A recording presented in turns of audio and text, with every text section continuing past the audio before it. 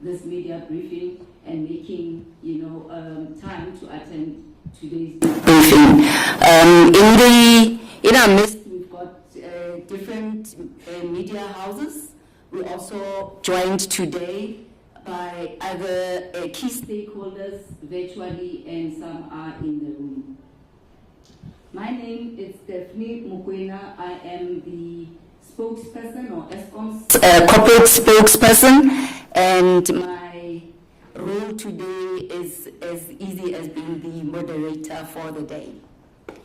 Let me also start by introducing the panel.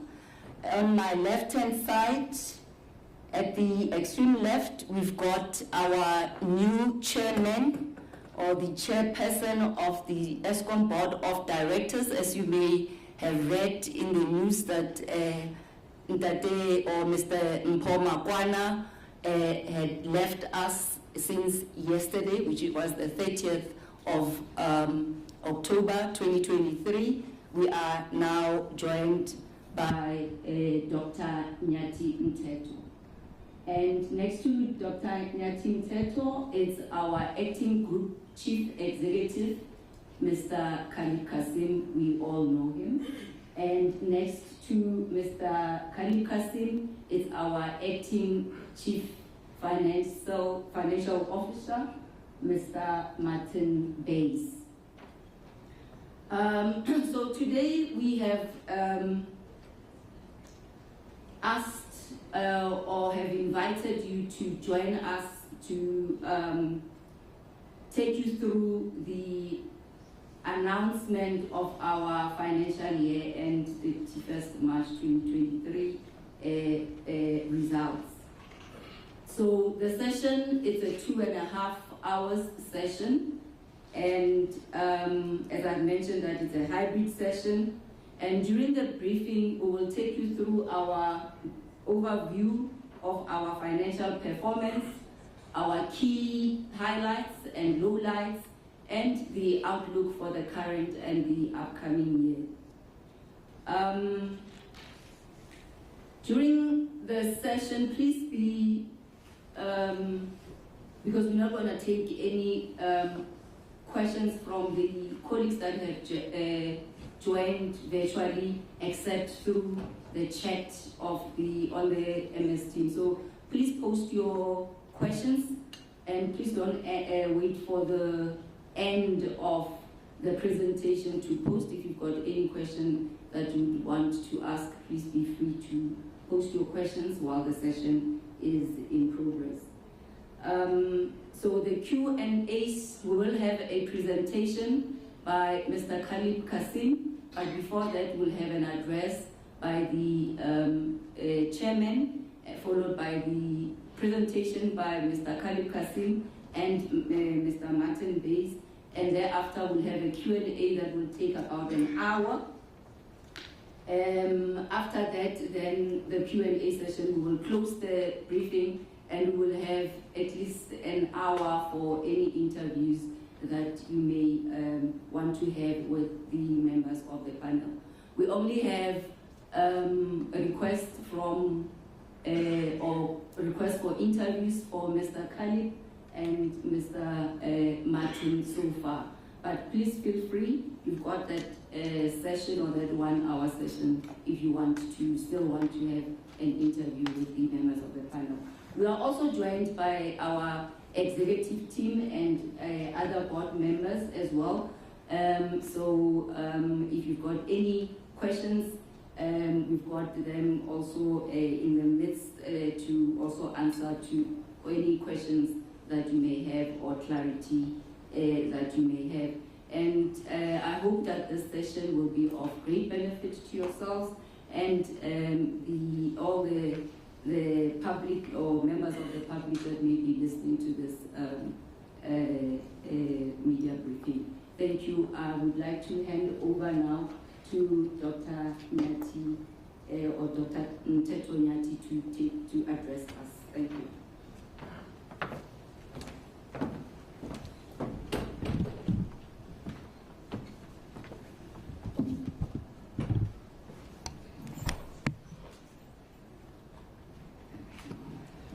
Thank you so much, Daphne.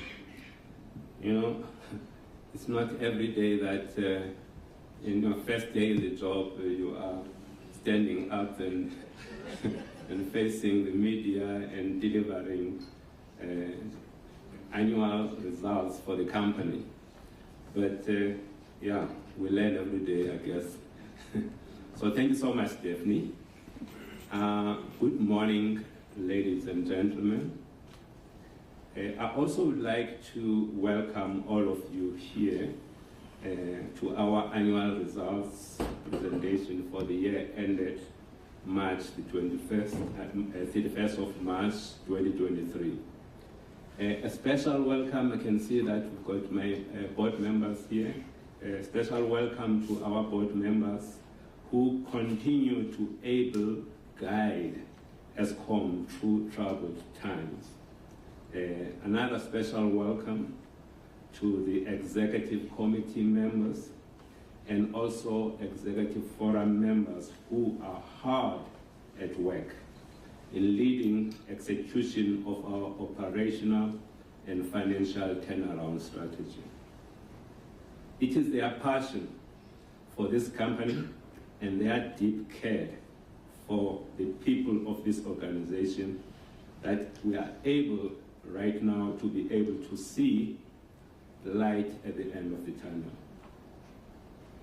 It is a privilege that my first formal address happens to be at this important event, the announcement of the annual results. I really want today's briefing to focus on the results, but I also would like to take this opportunity to publicly thank the outgoing chairman, Mr. Mpho Makwana, for his service to Eskom. I would like to assure him and the rest of the country that we have taken the baton and running with it. As the Eskom board, we wish to reiterate our 6 priorities that will ensure continuity.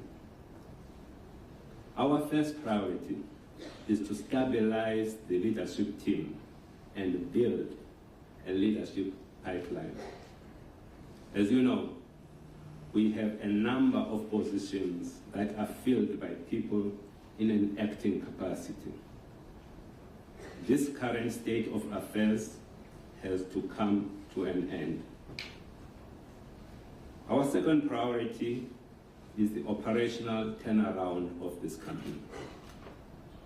In March 2023, the Eskom board approved the Generation Recovery Plan. It was at this time that Mr. Beki Numalo was appointed as the group executive for Generation. He and his team are doing a great job in executing that recovery plan. In fact, in some areas, they are ahead of the plan.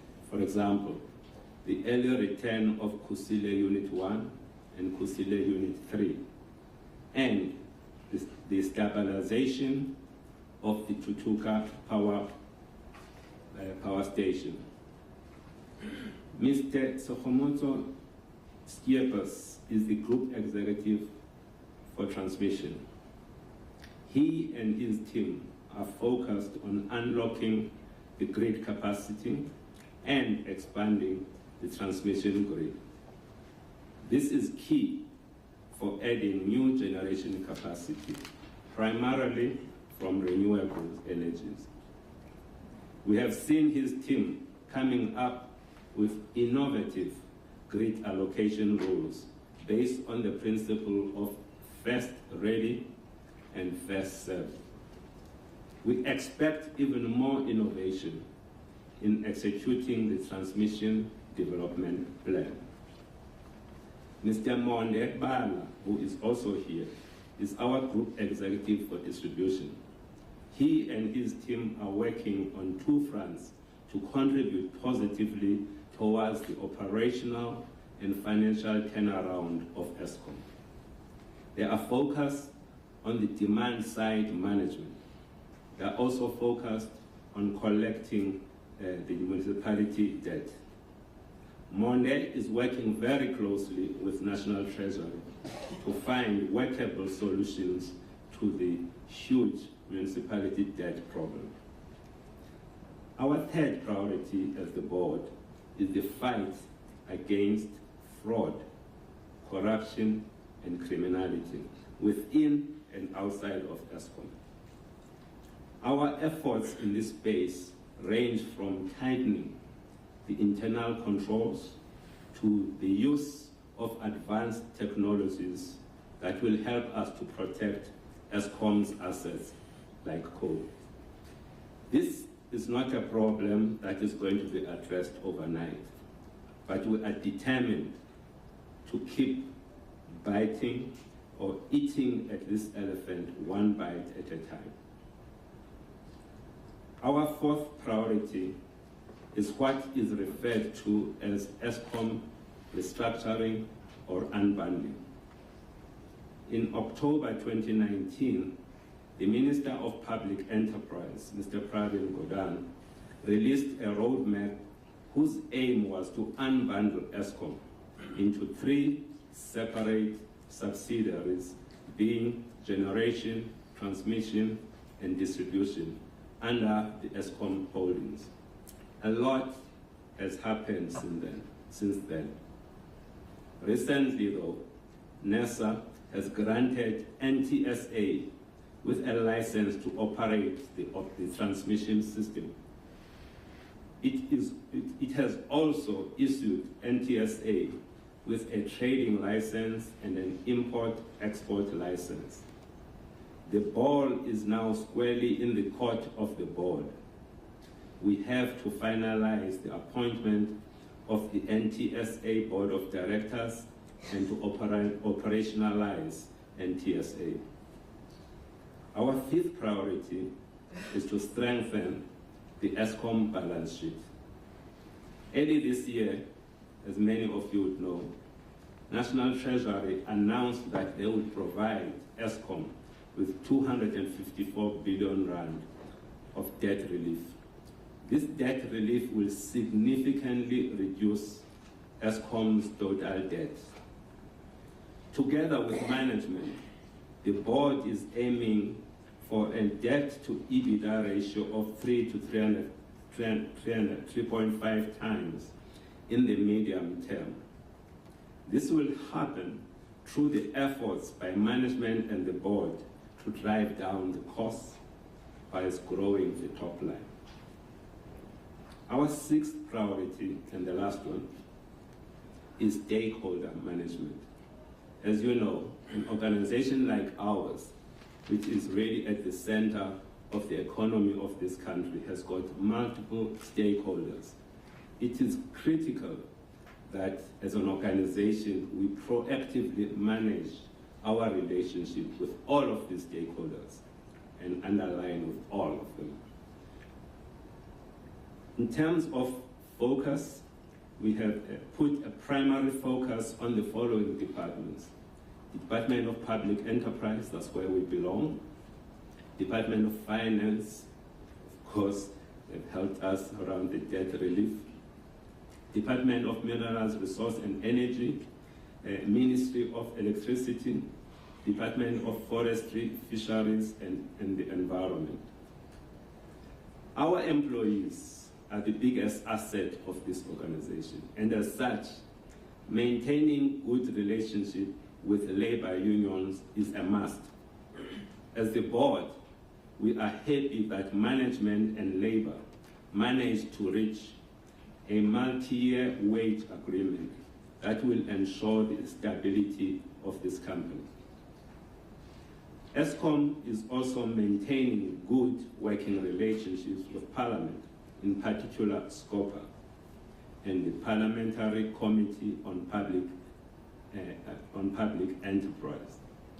We are also grateful to the National Energy Crisis Committee, which has been instrumental in eliminating the bottlenecks that prevented adding new capacity to the grid. So with that, ladies and gentlemen, although we face as a company, as we are going to be hearing from the acting group chief executive and the acting group chief financial officer, as we are facing serious challenges as we're going forward, I am encouraged by the ability of our employees to change their circumstances through conscious effort. I've seen this over the last years that I've been sitting on this board. I would like to specifically thank them for all the work that they continue to do for this company and for our country. So with that, I'd like to say thank you for the opportunity to be addressing you. I want to hand over back to you, Program Director. Thank you.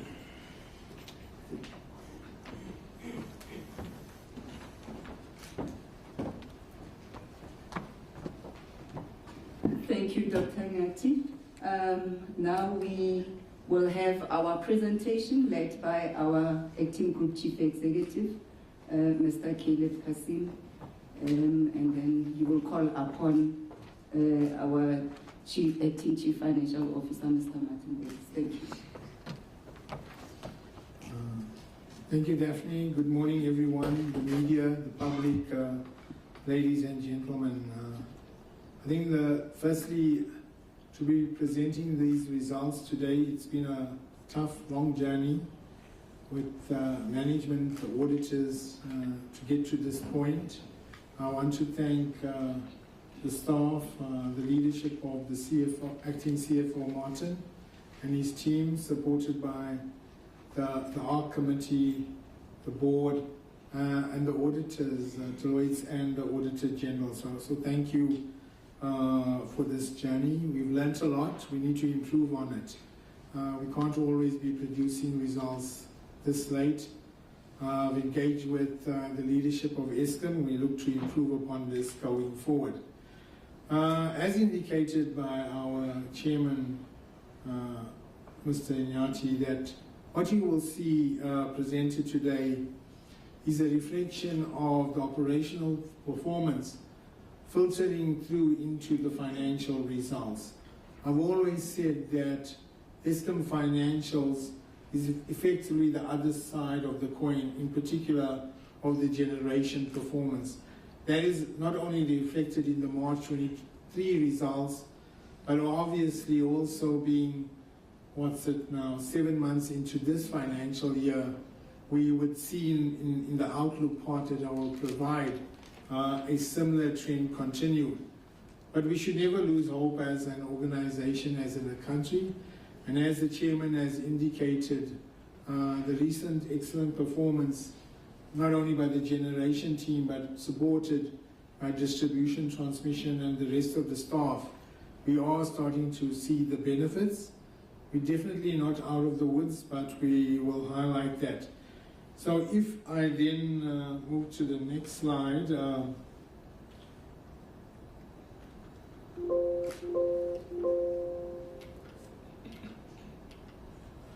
So when we look at the year under review, a lot of those indicators, you will see that they have deteriorated year on year. And if we start firstly with the cornerstone of Eskom in terms of the supply to the country, the generation performance in terms of energy availability factor has deteriorated from 62% to 56%. That has culminated in the amount of days that we interrupted supply to the country, escalating from 65 days to 280 days in a calendar year. My understanding, it's firstly significant impact on the economy, on the livelihoods of every one of us. And we've also seen that that tough year continued into FY24.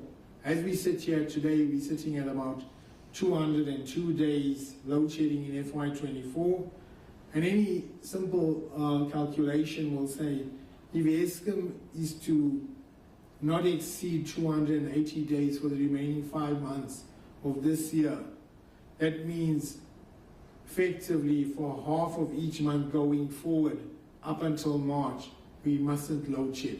That's the challenge, to not let that number increase. It's tough, but that's what we must strive to do. And then thereafter, we got to drop those number of days in terms of the intensity and the frequency of load shedding. It did mean that through the load shedding, we've seen pressure being built up on our cost of production, in particular the more expensive stations in the generation fleet. Right at the top of that is your open cycle gas turbines. When you utilize them much harder, they come at an enormous cost, not only Eskom's OCGTs, but those of the IPPs as well. And that spend of almost 30 billion combined filters through in terms of the financial performance that you will see later on, that Martin will go into detail. Also, we found that our environmental performance at the power stations, in particular, the particulate emissions has deteriorated, specifically at Kendall Power Station, and we need to focus on reducing that. You will see on the water side there has been some improvement, but legal contraventions in terms of environmental performance must be a focus area going forward, as we need to deal with not only the balance of security of supply, affordability of electricity, access, and sustainability going forward. In terms of the network performance, transmission has had a difficult year as well, with their system when it starts increasing year on year. On the distribution side, led by Monde and the team, they've done well to keep the network stable and good performance. And then from a socio-economic perspective, lost time injury rate has deteriorated year on year. Tragically, we have lost a combination of 4 lives between employee and contractor during the last financial year. And from a staff complement perspective, through substantially natural attrition, it has reduced by 820 colleagues. Positively, we've seen through the YES program initiative, 523 learners being absorbed into the business. As mentioned, the upward pressure on your production costs, coupled with the reduction in volumes linked to load shedding, as well as where the economy is, plus another factor being the increasing growth in the municipal arrear debt, that has then resulted in the pressure on your performance for the year, resulting in a net loss after tax being increased almost twofold, from 11.9 billion rand in 22 to 23.9 billion rand in FY 2023. This despite a 9.61% increase in terms of tariffs. I think importantly, we were able to secure funding of just under 60 billion for the financial year. When Martin speaks around the cash flow, he will just elaborate a bit more on the timing of when the funds actually flowed into our bank account, and he will explain that. On the positive, colleagues, I think having the debt relief of 254 billion allowed us the headroom now to capacitate the business in terms of their capital requirements and other operational requirements.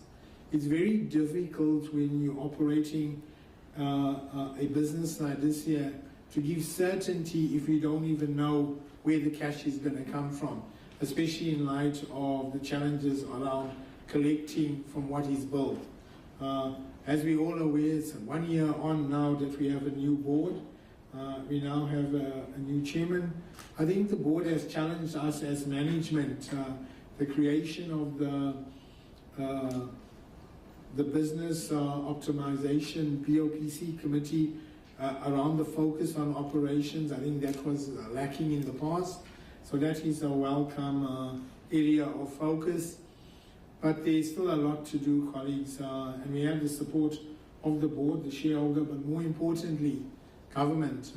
having NECOM for your industry and the amount of airtime we get with the ministers, as well as over and above that, we have a separate session through the President, Business and Government on a 6-weekly basis to focus on this energy crisis.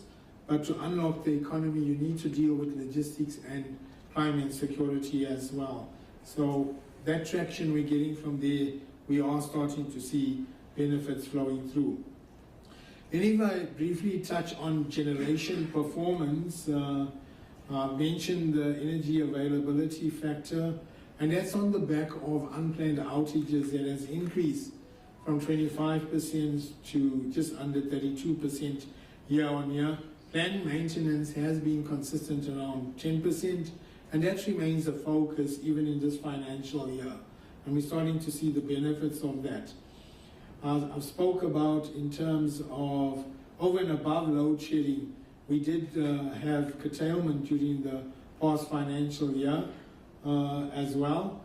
And in terms of the OCGTs and the pressure that it's built on in terms of the financial statements, I think let's also appreciate the successes that we've seen in the recent past weeks in terms of, as the chairman has mentioned, Kusile Unit 3 and Unit 1 coming back online. We look forward to the last remaining of those the units linked to the temporary stacks by end of November, and then Unit 5 by end of December. I think I must also acknowledge that we need to make sure that on the Koeberg side, we don't encounter any further delays. It's critical that Unit 1 comes back from its steam generator outage, and then we start Unit 2. That does filter into the long-term operations of Koeberg and looking to extend the license through the National Nuclear Regulator process by next year. It's built into our plans. We obviously have to follow the regulatory process in terms of consultations, etc. Then on the network side, I've touched on some of it. I think importantly that at the end of the day, we spoke a lot about generation. The chair has mentioned demand side management. But key to all of this is making sure that, as indicated, we need to unlock the grid in terms of mechanisms and initiatives in the short term. Through Sekamoto and the team, we're looking at curtailment, a gated approach.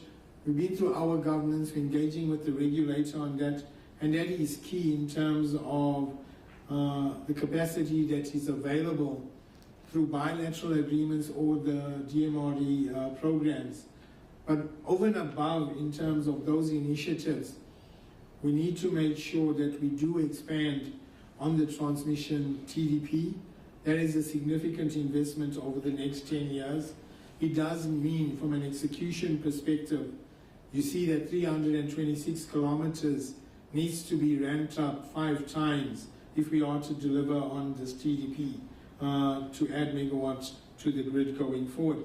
Whilst doing that, one thing I've learned from transmission, you need mechanisms in place to balance renewables on the grid from a stability perspective. If I then move on colleagues, in terms of load shedding, I've touched on this. I think the most important point here is you can see year on year that steep increase of 280 days. As I said, we're going to have to do very well for the remaining 5 months to not get that number growing beyond 280 days. And then you see the different intensities of the stages of load shedding and the frequency in which it was incurred. On the environmental side, I've touched on the particulate emissions. On the CO2, it did decrease year on year, but that's on the back of lower production linked to the load shedding and the EAF. We've been working with the National Environmental Consultative Advisory Forum that is reviewing the NES decisions. That is key for us to continue to operate our plants going forward. We've seen the benefits in balancing this energy trilemma of security of supply, sustainability as well. And then I mentioned the importance that we must not forget. We need to address and deal with the environmental legal contraventions. Unpacking that 105 reflects 58 related to water and 44 to air quality regulations. From a people and society perspective, I've touched on many of them.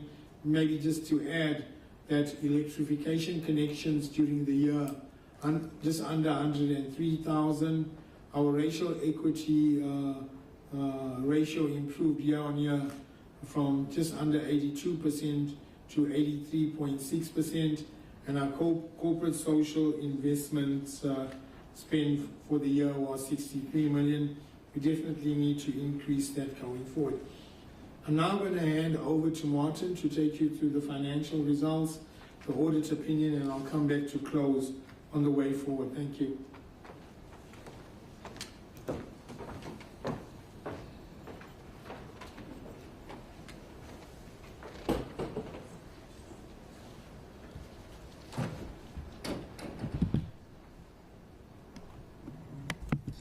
Good morning, colleagues and the media.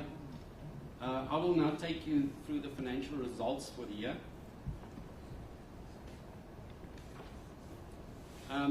If I can start first of all with the audit itself. Now, in terms of Eskom, being an SOC, there's basically two types of audits. The one deals with the IFRS audit, and I'm happy to say to you that in terms of IFRS, we received an unqualified audit opinion. The only issue is there's an emphasis of matter relating to Eskom's status as a going concern. And the reason for that is all the losses that we've been making, plus the fact that we are relying on the shareholder for some support.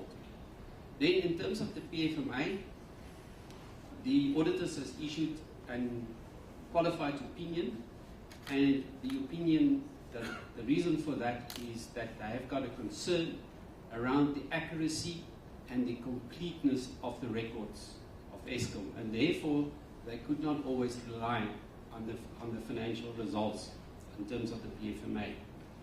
Now, in terms of the PFMA, in the past we used to report everything in the annual financial statements, but there was an instruction note from National Treasury.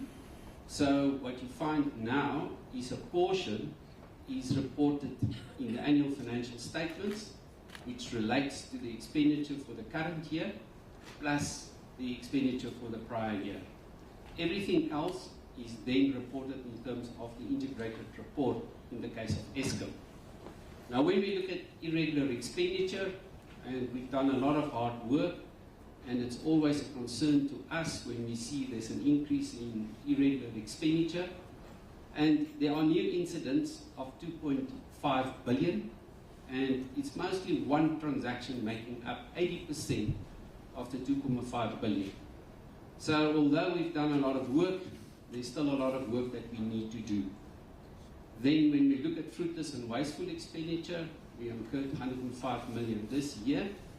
And then in terms of the material losses through criminal conduct, the total figure is 6 billion rand for the year.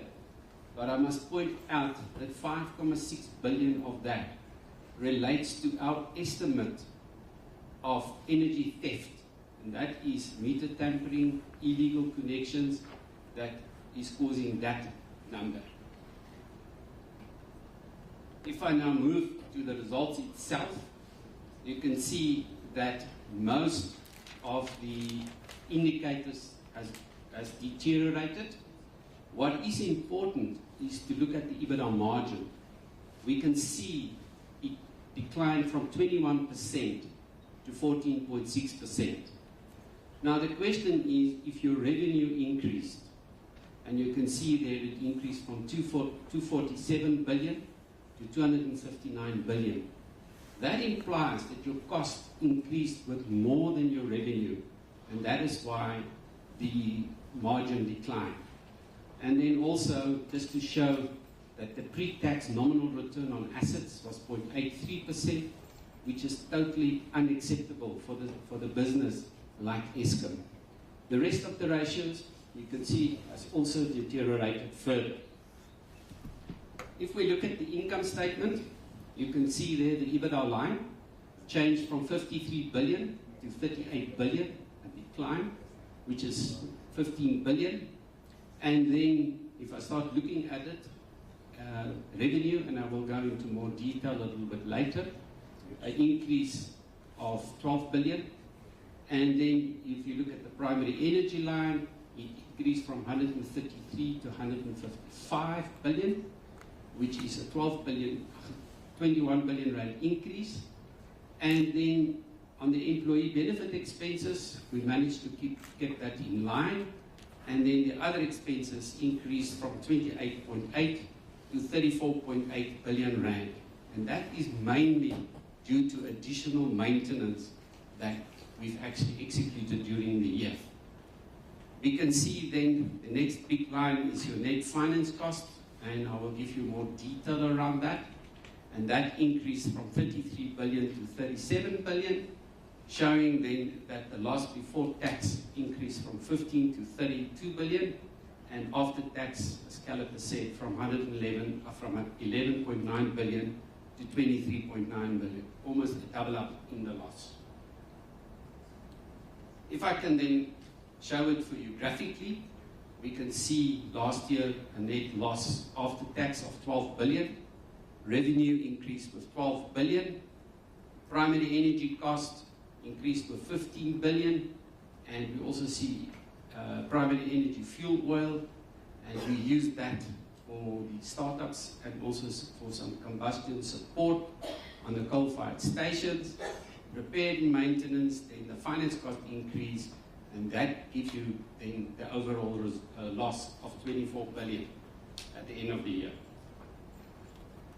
If I look at the revenue, now we've seen a decline in the sales volumes of 5%, and then look at the revenue line itself, we can see there that it went up in total with 5%.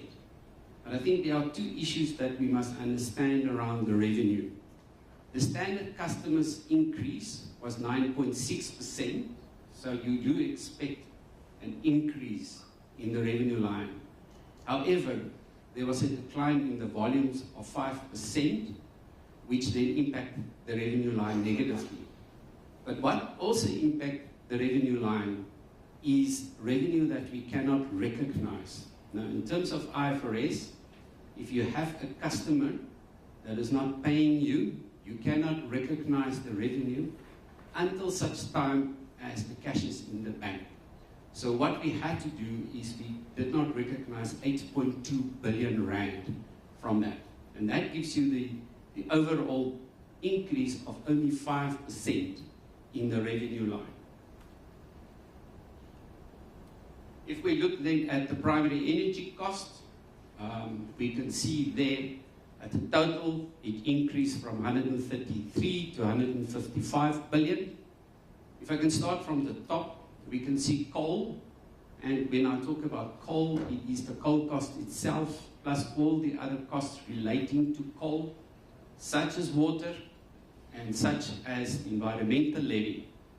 It increased from 81 billion to 84 billion, and we can see in rand per megawatt hour it went up with 11%. Now, there was a reduction in the production from the coal itself, and one would expect that you would actually see some kind of a reduction, but it is because of the price increase that we had to absorb in terms of coal. Nuclear, there's also a reduction in the production from nuclear, basically because Unit 1 was out of action. And then we look at the OCGTs. Eskom spent 21 billion on its own OCGTs at an average cost per megawatt hour of 7,000 rand, just over 7,000 rand. We can see it is an abnormal increase in terms of rand per megawatt hour, and a big part of that is due to the price of diesel. IPPs, very much the same. We spent 8.2 billion, and it is also an increase in rand per megawatt hour. Then, with the renewable IPPs, the cost went up from 30.5 billion to 33.5 billion. But what is important in terms of rand per megawatt hour, it actually came down with 2%. And the reason for that is, as we see new entrants coming into the market, we can actually see the price is coming down. But because of the weighting of the first phases that came in, you will see that it only reduced with 2%. But it is expected that over a period of time, that will come down even further. On the import side, we see a 20% increase in rand per megawatt hour, and that's basically the contract that we have with Korabasa.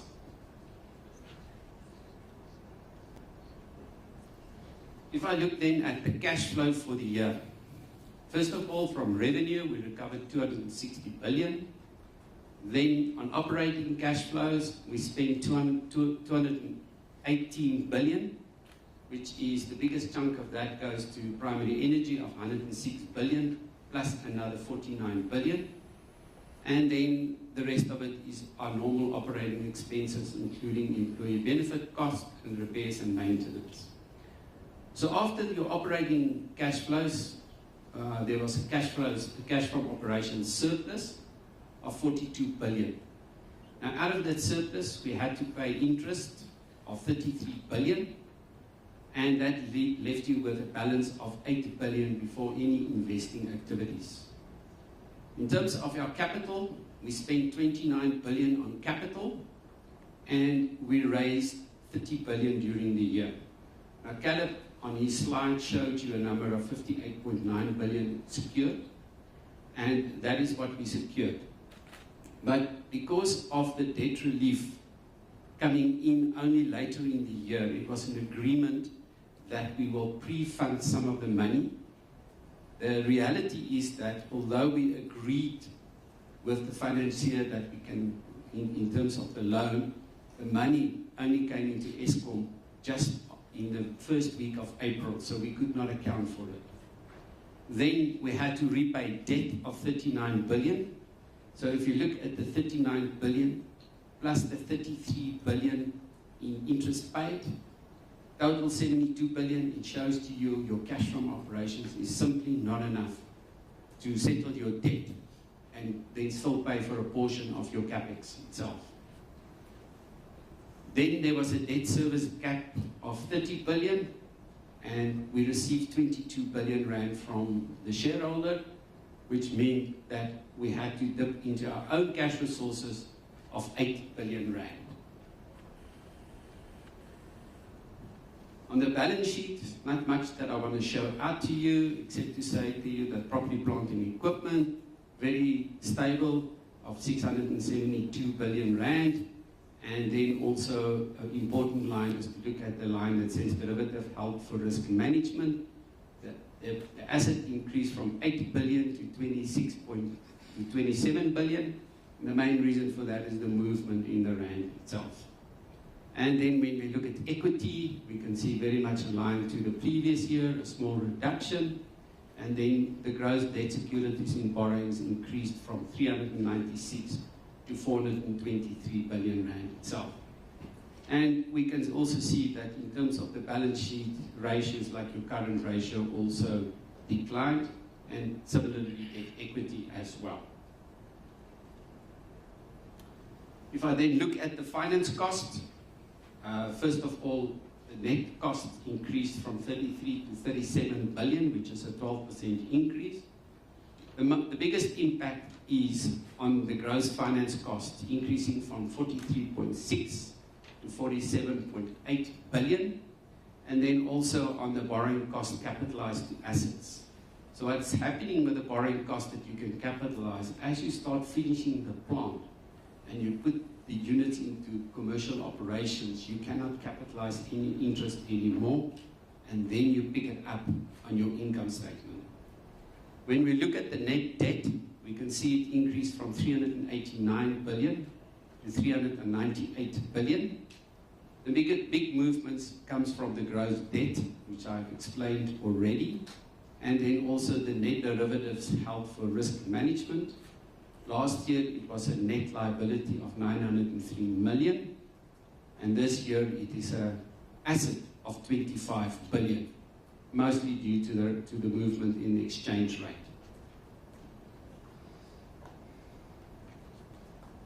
If I can talk a little bit about the debt relief program from government. Government has announced that they will provide 254 billion rands worth of debt relief to Eskom over the 3 years. That is for 24, 25 and 26. And that will be 184 billion in cash, of which 78 billion is in 24, 66 in 25, and the balance in 26. And then at the end of 26, they will take over 70 billion rands worth of debt from Eskom. Now, the importance of the debt relief to Eskom is that in the past, because of the liquidity position that we were in, it was not always possible for us to plan maintenance and outages well in advance. If you've got a huge power station, sometimes you have to place orders a couple of years in advance. But what it does now is, because we now can support the debt servicing costs, we can actually now make plans and start placing lead orders a long time in advance. Now, the relief comes with a couple of conditions. The two major conditions is that capital expenditure is transmission and distribution, no limitation. Generation, we're only allowed to spend on environmental issues, FGD, maintenance, including outages, and then also the completion of the existing projects. And that is basically completing Medupi and the work that we still need to do at Kusile. Any new greenfield generation projects is only allowed with the approval by the Minister of Finance. The other issue as well, Eskom is not allowed to borrow any more during the debt relief period, except for the drawdown of existing facilities. That can continue. And we have done some calculations, and it is our belief that after the debt relief period, Eskom's debt would have reduced to 270 billion rand. I think the trick will then be to make sure that we maintain it at that level. We received 60 billion in August and 20 billion in October already, and the remaining 42 billion we will receive over the next 5 months. We know that coming early part of next year, the calendar year, there is a huge debt repayment that we will have to service. So how's the process going to work? What we will do from an Eskom perspective, we will provide National Treasury on a regular basis with our cash flow requirement to service debt. And it must be clear that we can only use this money to service debt. And National Treasury will then provide the cash. On a quarterly basis, we will provide a report to National Treasury. And in the report, we will say that we've complied with all the conditions, or we will confirm that we complied with the conditions. National Treasury will review the report. If they are satisfied that we're compliant, they will then issue instruction that we can convert the loan into equity. If they are not of the opinion that Eskom is compliant, Eskom will then have to repay the loan to the fund, to the revenue fund, and the interests we still have to agree with National Treasury how that will work. In terms of the real municipal debt, that has increased with 13.7 billion or 31% to 58.5%. We can also see that the payment levels has come down a little bit. They've deteriorated from 78% to 76%. But what is important is that National Treasury has implemented a municipal debt relief program from 1 June. So municipalities can apply for relief in terms of this program. And so far, there's 28 municipalities received approval to continue with this program. And how the program will work is there's specific conditions that the municipalities will have to comply with. And this will be reviewed over a 12-month period, and then Eskom will write off a third of the debt. Now it can be asked, now what is the benefit to Eskom if we have to write off the debt? The benefit is that one of the conditions is that they must keep paying the current account that they actually owe to Eskom. Therefore, from a liquidity perspective, it means Eskom will actually benefit from this program. We can see that from Soweto debt, there was a reduction from 4.6 to 2.3 billion, and it is because we had to write off old debt, but the biggest part of that is interest that we had to actually also write off because of the induplum rule. My last slide just shows you a breakdown of the income statement between the three entities and the group. And if you look at other, that includes the subsidiaries. And just to recap, Eskom has got three main subsidiaries: Eskom Enterprises, ESCAP, our insurance company, and then EFC, which is the finance company, the housing finance company. If you look at that bottom line, before tax, you'll see that generation is making a loss of 34, transmission, small loss of 1 billion, and then distribution makes a profit of 3.6 billion.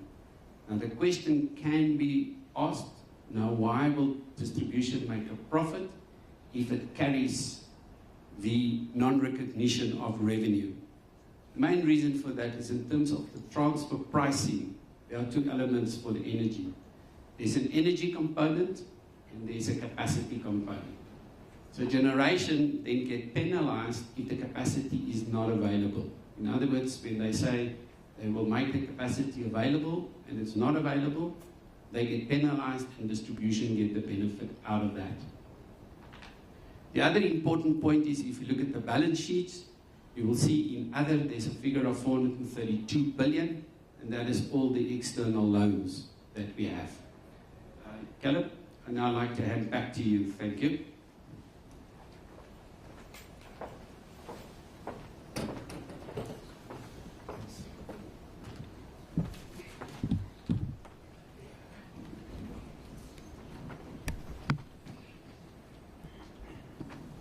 Thanks, Martin. Colleagues, we are busy with the legal separation process. Within this process, we're dealing with some external risks and dependencies. In particular, when we look at the transmission separation, although we are at an advanced stage, we still need some key items to be completed before we can operationalize the NTCSA company. First, with regard to, yes, we've got the decision from the regulator in terms of the 3 licenses. We're still waiting to receive those from NERSA. They're busy with that process. With regard to lender consent, we made our submissions. They are going through their governance and approval processes. We're expecting to get that over the line by end of November. And then for NTCSA to be designated the buyer from the IPPs by the DMRE. And from our shareholder ministry, we're waiting for the approval of the independent directors for NTCSA. With regard to distribution, we have established a distribution company of South Africa. We received a PFMA approval in terms of our second application. And then we'll follow a similar process and the learnings about the license from the NTCSA process that we did undertake with the regulator. Last but not least, from a generation perspective, that's in the early stages. According to us as Eskom, we believe there's a need for operationalizing a new holding company, and that is work in progress at this point in time. If I've touched on balancing the energy trilemma, in terms of our strategy, it's not changed, as the chairman has highlighted, but the real focus is continue with the operational recovery that feeds into your financial recovery, the culture in terms of dealing with corruption, fraud and criminality, and then continue on this journey in terms of the legal separation. We do acknowledge that at a point in time, the current fleet of stations will come to an end, and that is why that has to be done in a just manner. We've learned a lot from our Kamati process. We need to take those learnings on board and not to repeat them in the future. A lot has to be started much more earlier and to engage with communities as well. So if I move on to the outlook for this financial year, as I said, we will see the same driving factors coming through in terms of the March 24 projection. Yes, in this financial year, we've got the 18.65% increase from the regulator, but that is then absorbed by a drop in sales volumes.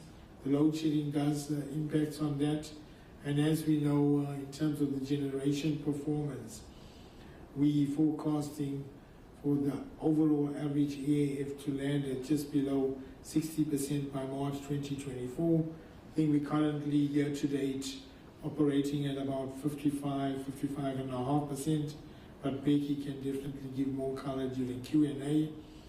And then, as I've indicated, we still see the pressure coming through in terms of the IPP spend, which then culminates to that combination of the volumes, the contributions, the fact that a significant amount is not recognized as revenue, as explained by Martin from a municipal perspective.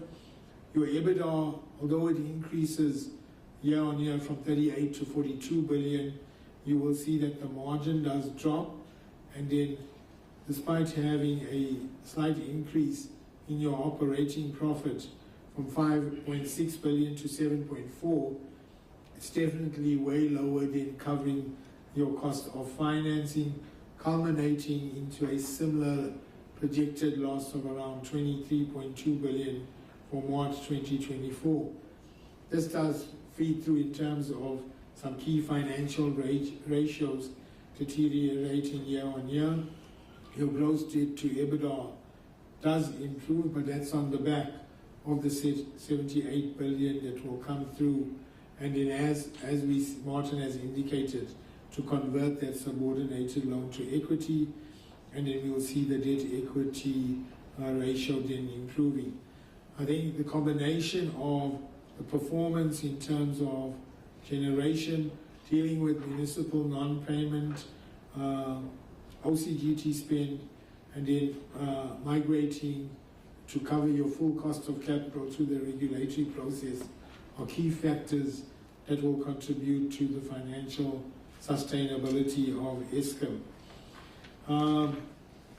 So then, in concluding, over the next 12 to 18 months, I think first and foremost is continue with the positive trends we've seen in generation.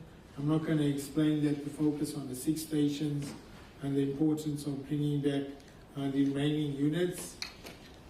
As we've indicated, the investment in the networks is a key factor that will contribute to adding megawatts to the grid, the debt relief, and to make sure that we do benefit from that equity conversion does filter through.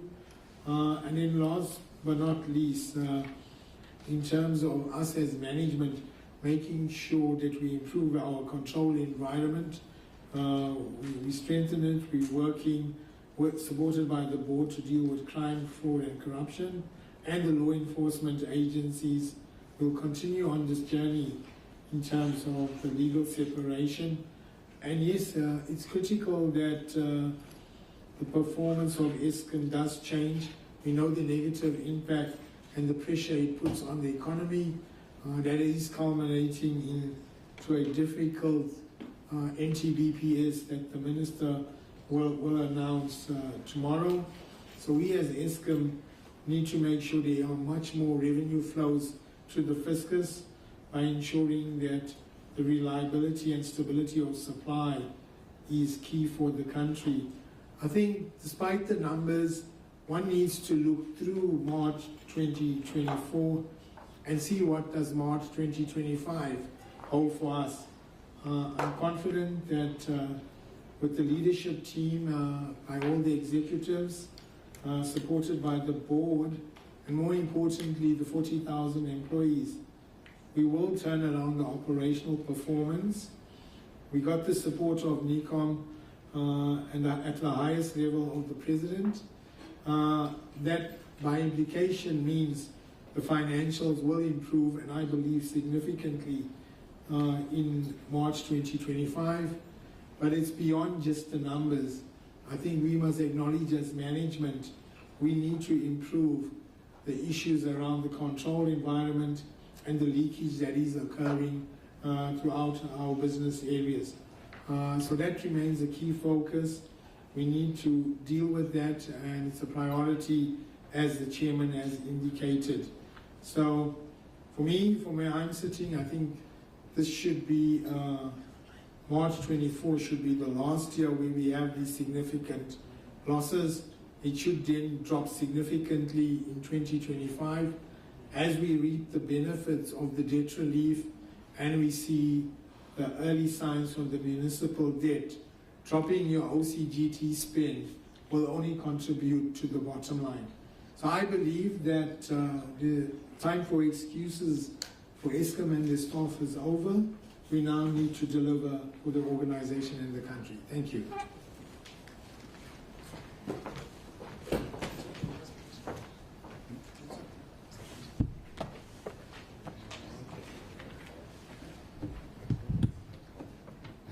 Thank you, Mr. Kasim, for that presentation. We are now at that stage where we can ask the questions. And just for the other key stakeholders are investors. Please note that we don't have the global investor call. So if you've got questions, please also, if you are connected virtually, post them on the chat board or platform, or please ask your questions in the room. So we'll start with the colleagues in the room in terms of questions, and we'll take 3 rounds of questions in the room and then go virtually take, I believe we've got more colleagues that have connected virtually, so we'll take about 5 virtually and then we'll alternate as such. We'll start with, please also mention your name and surname and the media house that you are presenting or the company that you are presenting if you're an investor, please. We'll start with a report. Yes. Thank you. Antoinette Slavers from Rapport. I would like to ask Dr. Nyati, you said the board has to work on the appointment of the board of the transmission company. What else does the board have to do? What is outstanding? Because I thought this was with the minister. If you can enlighten us about that. And then also, what has the board done since the minister rejected the shortlist of 3 names for the CEO? What is the way forward for the board? Have you submitted new names, or please help us with what is going on there? And then just lastly, for Mr. Buys, you referred to one contract that was responsible for most of the new irregular expenditure. Can you tell us which contract that is, please? Thank you, Antoinette. Do we have any other question in the room? No question. Okay, we'll then move to the virtual questions. We've got Promet Mukherjee from Reuters. And his question is, by when realistically do you think Eskom will be able to operationalize transmission company? It was supposed to be operational by the 1st of November. Will you be able to operationalize distribution company by March? I think at the end of March, that's what the question, I think, is saying, as envisaged by the government. When you say medium-term debt or EBITDA target is 3 to 3.25, what is the time frame for that? And we've got another question from Chris Yelland from EE Business Intelligence to Mr. Caleb Kasim. Will you be staying on at Eskom after a new Eskom CEO is appointed? Second question, is Quebec Unit 1 synchronized to the grid yet? And if not, when is it now expected to be synchronized to the grid? And when will it deliver full power? And when will Quebec Unit 2 shut down? The third question is, what is the program for the final and compliant solution to be implemented at Kusile 1, 2, and 3? Will there have to be design changes, and will such design changes be implemented on Kusile units 4, 5, and 6? The last question is from Tsiki Yedwa, APSA. On leadership, the Eskom website has not listed a group COO under leadership. What is the plan on replacement for this post? The PFMA audit has been qualified for the same reasons since the first instance. When is Eskom estimating to return to an unqualified outcome? Over to you, Dr. Nyati and the team.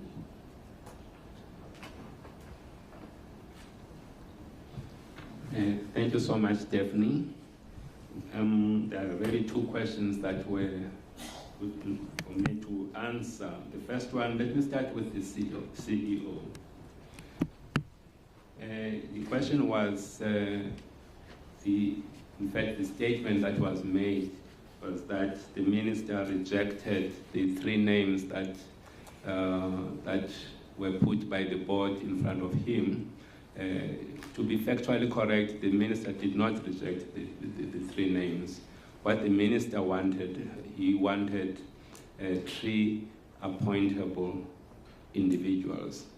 And what we have done as the board over the last 3 weeks or so, we have gone through the exercise and finalized the process, and only last week we were able to complete that exercise and has provided the minister with 3 appointable individuals. So the process now is with the minister to take it through the government processes.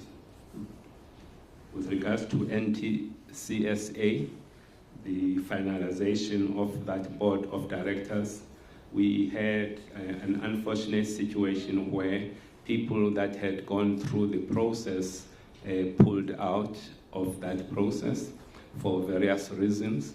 And now we have to find 3 additional individuals to add to that list. That is where we are at this time. Thank you. Thanks. So let me answer the question with regard to whether I'm staying on. I am in discussions with the board. We're still busy with that process. We hope to conclude that, and then we'll deal with that going forward. So I have every intention, but we need to align on that. In terms of Kuberg and those specifics, I'll let Becky deal with that, and Kusile as well, because that's quite specific. Becky Numala, the head of generation, will answer Kuberg and Kusile. Becky?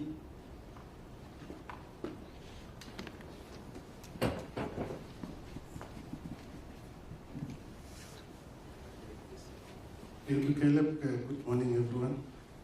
I think specifically to Quebec, I'm quite pleased to announce that I was at Quebec on last week. On Friday, I met with the team. We are at the tail end of commissioning of Unit 1.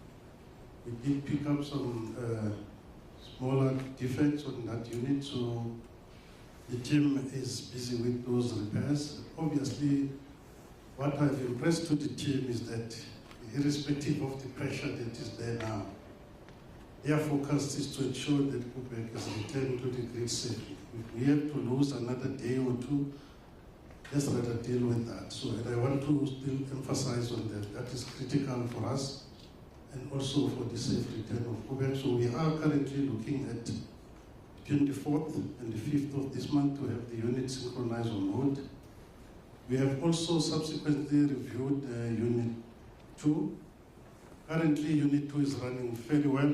There's no imminent risk there, and we still also have enough fuel to run. So we are engaged with the team, so we have agreed that at the latest on the 24th of next month, Quebec 2 will come off, so that we also deal with other contractual matters. So, because we also want to allow Unit 1 to ramp up as it's synchronized, it goes through the period of ramping up and just getting to stability. Usile, I think Usile, we know that we've got up until 2025 to bring the unit back to the normal specs. So Unit 4, 5, and 6, they are currently running on the normal FGD, so there's no change on that. And then also on Usile 1 to 3, in terms of the design, the only thing that we are bypassing is the FGD. Downstream, there's no change of any design when it comes to Usile. We just had to modify to suit the new specs. So that's what we have done with Usile 4, 5, and 6. No issues there. It's normal for the FGDs. So that's what we are continuing to do. Thanks, Caleb. Let me deal with Colin's question in terms of a realistic date for the transmission operationalization. As I've said in the presentation, we're looking to operationalize by the end of March 2024. However, we have indicated that some of the remaining outstanding activities are not entirely in our control, and we are dependent on external parties to contribute to the conclusion of the activities to operationalize NTCSA. With regard to distribution, by end of March, I think definitely extremely difficult. We've taken a lot of learnings from NTCSA and how long it's taken. Yes, we continue with the work. I think let's get transmission operationalized while we continue to work with distribution and generation. Last part in terms of when we will get to 3 or 3.25 in terms of debt to EBITDA, that is a function from it of one, obviously the cost base, but more importantly, number two, the issue around volumes in terms of sales and the tariff going forward. Just from what we know in terms of 2025 and the 12.61, you're not going to get there in that financial year. So we'll wait through the next application process, through the regulator, understand that future decision on tariffs. And as highlighted in our submission, key factors are the tariffs, dealing with the municipal collections, and our own cost base. That will go a long way to getting towards that range in terms of debt to EBITDA. I will let the chairman deal with the COO question, and Martin can come on PFMA. And thank you, Caleb. With regards to the COO, the question is when are we expecting to replace the COO? When the board looked at this about maybe 6-7 months ago, we came to the conclusion that given the fact that we are in the middle of the restructuring of this organization, we are going to have independent or standalone operations in transmission generation and also distribution. We came to the conclusion that we do not need this position. We need to simplify the structure and reduce the levels of management to improve communication between the various levels of management, but hold the different leaders accountable for executing within their operations. And this, if you can start to see what is happening at this time with generation, you can start to see how the different levels of management, we're having clear communication between different levels of management is helping a lot with the execution that you're seeing right across the business. So from a board standpoint, we just do not see the need for that role at all going forward. Thank you, Jim. Now, if I can first deal with Antoinette's question around the PFMA issue. It was basically one contract that we did not tick all the boxes in terms of the National Industrial Participation Program itself. Okay, so there's a lot of requirements that we had to fulfill and we didn't. It was just one contract. The question from Nziki around the PFMA qualification, I think it's a difficult question to answer, but when I look at the PFMA itself, what the auditors are saying to us, there's an issue around accuracy. Accuracy is within our control.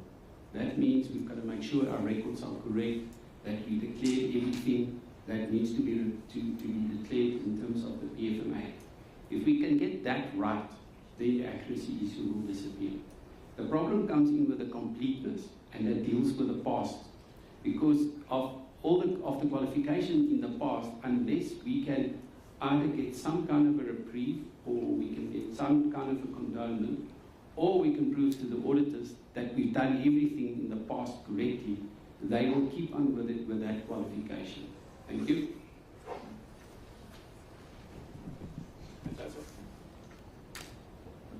I want to go back to the question around the debt to EBITDA target of 3.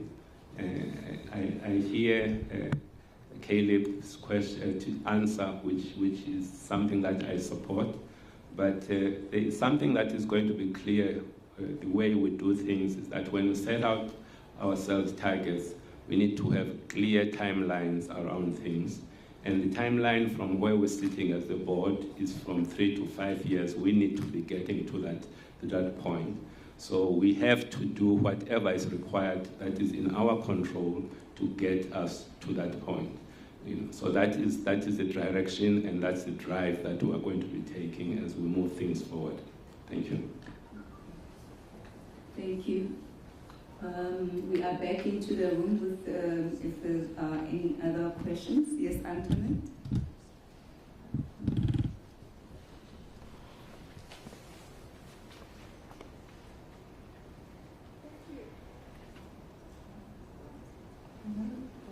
Thank you. Please just give us an explanation of why the performance of the transmission division has deteriorated to this extent. And then, is there any clarity yet about the cost of the final solution for the 3 Kusile units? And then, Mr. Eskom, the new holding company that you referred to, can you explain to us why there is a need for a new holding company, please? Thank you, Antoinette. Is there any other question in the room? SABC, gone. So let's go to the virtual questions. We've got. Oh, thank you, Dewey. Good morning to the Eskom team. Just a question, in terms of your committed debt facilities that you keep on drawing, how much is still outstanding before the end of the 3 years? You still have a lot, maybe just give us an idea there. Then the second one around the derivatives. I know that you say that you do get those equity injections from National Treasury and you use them to repay debt. So how should we be looking at the derivatives, more especially the ones that are unnecessarily linked with debt, let's say diesel hedges and other types? Should you also say that the commitments underneath it, can those also be prioritized from the equity injections coming from AT? Thank you. Thank you. Any other question in the room? Ms. Otan, SABC. Hi, Otan from SABC. I just need clarity on the debt relief by government to Eskom. Can you just elaborate your question, Otan? What clarity do you need? I heard, I think it was Kasim who spoke about the debt relief. No, it was Martin. He was explaining that if they adhere to the rules by government, it'll be converted to liability, and then if not, then it's a loan. I just need clarity on how that will work. Okay, thank you. No other hand in the room, okay. We'll go to the virtual questions. The first one is from Carol Payton, News 24. With regards to the chimney collapse at Kusile, did Eskom investigate the causes of the chimney collapse? Was any employee found negligent? Have there been any consequences? Second question, can you please clarify Mr. Bay's comment on the Treasury debt support? Why did Eskom have to dip into own cash for debt servicing? Is the debt support package not big enough? Suren Naidu, Manuel, what is the biggest contributing factor to the wider loss? How large is the interest charges considering the much higher interest rates currently? Second question, is Eskom looking at any further bailouts from government? Please provide an update on the 254 billion support. How is this structured? Terence Creamer from Engineering News.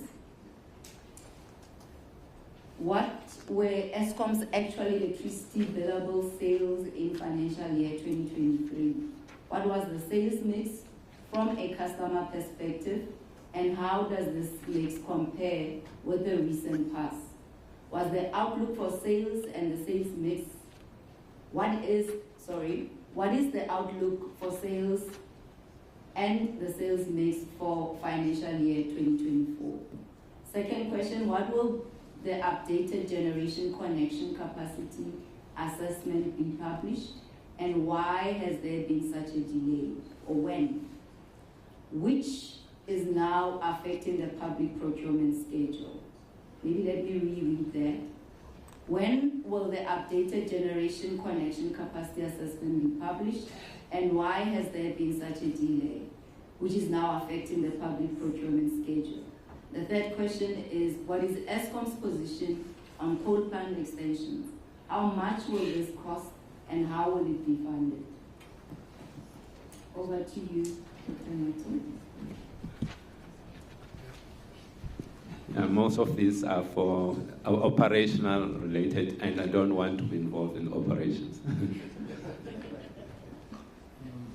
Thanks, Sekhumotso. I'll let you deal with Antoinette's question around transmission deterioration, but you might as well also cover Terence one on the generation connection capacity assessment as well. Those are the two I see for you, Sekhumotso. If I missed any, just deal with those as well.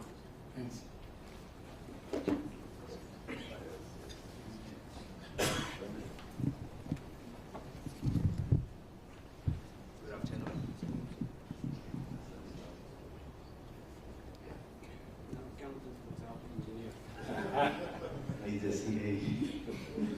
Good afternoon, and thanks for those questions. In terms of the transmission performance, there's a whole range of KPIs that we monitor. The one that is being specifically referred to here relates to system minutes, which is really a measure of the cumulative interactions we've experienced on the system over a year. And the previous financial year we had, I think, 2.88, and in this most recent financial year we went above 4 system minutes. There's a few factors, and one of the most impactful relates to on almost climate-induced, one could almost say, with the amount of rain we had the year before. What we experienced during winter is extensive wildfires that then impact on the transmission lines, leading to repeated operations of the circuit breakers, and some of those contributing to interruptions of supply. In addition, there have been a number of interruptions that were attributable to almost excessive operations. So as we go into higher stages of load shedding, we've had occasion where we had to do a lot of switching on some of the circuit breakers, and some of those did not operate correctly, thereby leading to some of the interruptions. On the second question around the generation connection capacity assessment report, the GCCA, that report will be issued this week. We have finalized the report, and it will be out during the course of this week. Thank you. Also, Martin, if you can deal with the new holding company, also Rebecca's questions in terms of derivatives and I think existing debt, and then we'll get back to Becky Monday on the mix, etc. Martin, if you deal with those questions. Thank you. Thank you. When we look at Eskom, Eskom is sitting with an assessed loss at this point in time. The main reason for that assessed loss is because of accelerated wear and tear allowances in terms of 12C of the Income Tax Act that relates to the generation environment. So those losses is mainly because of Ingula, Medupi and Kusile that we've constructed. So what happens is you can actually write the wear and tear of over a period of 3 years. In transmission and distribution, their assets is a 12D type of asset. You write it off over a much longer period for wear and tear, which could be up to 20 years for wear and tear. Therefore, the decision was that to be able to utilize the assessed loss going into the future, we will create a new holdings company. Because the intention is with the holdings company that it should break even. Therefore, you cannot utilize the assessed loss. If we leave it into generation, then over a period of time, generation will be able to utilize the assessed loss. Now, you can ask, if you look at that slide where I showed you 34 billion rand loss in generation, are they ever going to be in a position to use the assessed loss? And the answer is yes. Because if you look at the 25 billion relates to depreciation, which you actually have to add back. Then, if you look at the OCGTs, we spend 20 billion on the OCGTs. If the performance of generation improve and OCGTs normalize, you don't pick up that cost as well. So therefore, we are of the opinion that over a period of time, it will actually be able to utilize the assessed loss. And that's the main reason why we want to create a new holdings company. And what we will also do is transfer all the debt to the new holdings company, but we will allocate it to 3 entities through some kind of intercompany loan account. The question that was raised around the derivatives, yes, the debt relief says that any derivatives relating to the loans can only be used for the debt servicing. Okay? And therefore, we will use that in the future only as part of the debt servicing. And the reason for that is at a point in time, we made a calculation of what the debt is, but because of exchange rate movements, it will change over a period of time. If there is any derivatives relating to diesel and that, I assume it will actually go towards that cost as well. Okay. Then, if I can talk about the debt relief itself, the first question from Carol is around why did we have to dip into our own cash? Now, the issue is that the debt relief bill was only announced somewhere in June. Now, typically from a seasonal perspective, Eskom is always short of cash in the first 3 months of the year. Therefore, because we didn't want to go and National Treasury said they cannot give us any funds until such time as the bill has been enacted. Therefore, we agreed with National Treasury that we will actually borrow some funds up front so that we can so we can carry ourselves through the 3-month period until we can start getting the disbursements from the debt relief fund itself.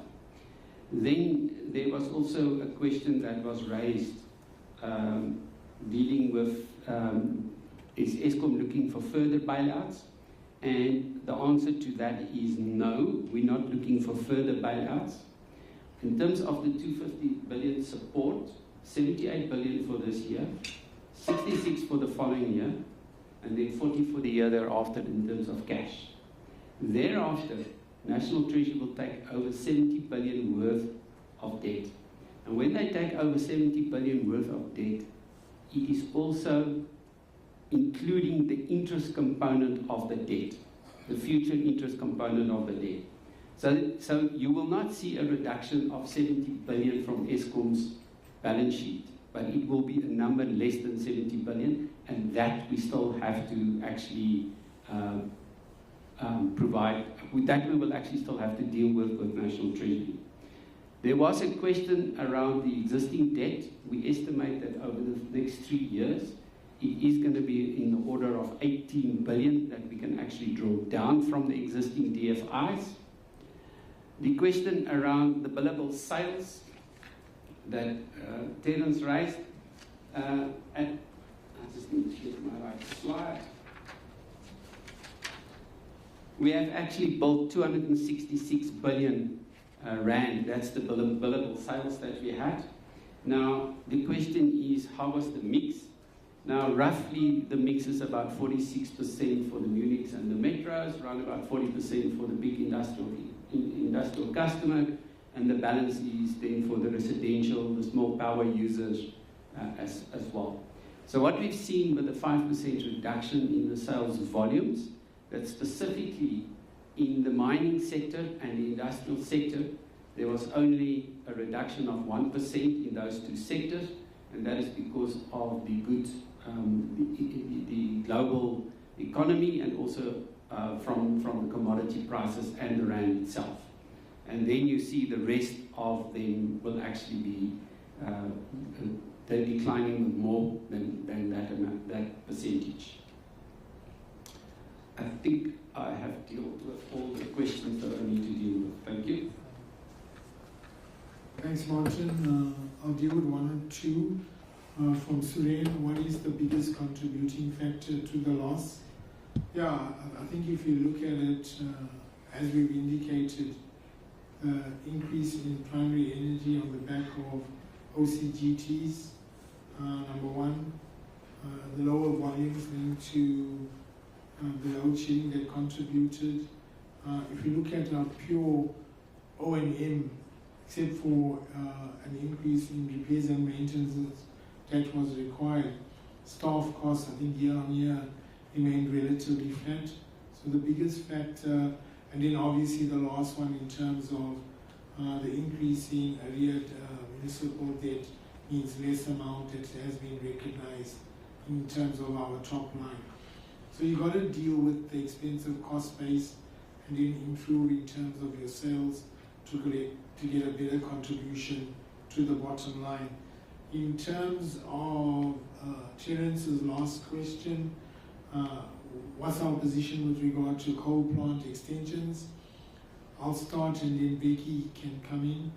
From our perspective, we will continue to operate the existing fleet in the short term based on minimal capital that is required.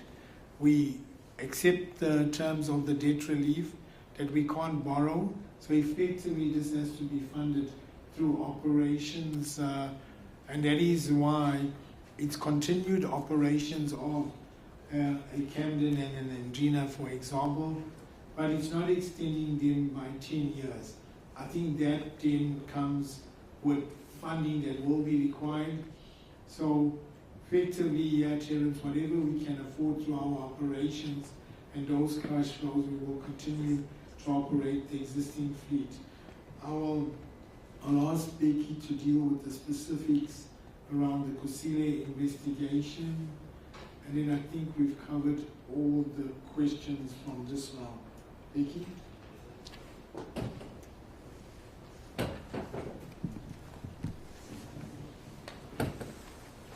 Thank you, Caleb. I think in terms of Kusile, the public and the media will recall that our focus was on getting the units back as soon as possible to the temporary stake. So in terms of the cost, it's what we have agreed with our partners is that it is a remeasurable cost.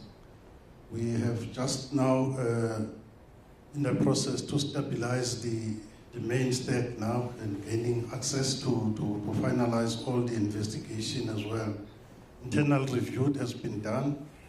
So once we finalize this external review of the incident, then we will have a better feel of what the cost would be. But currently we are just under 700 million, including both temporal and some of the work that is being done on the main stake.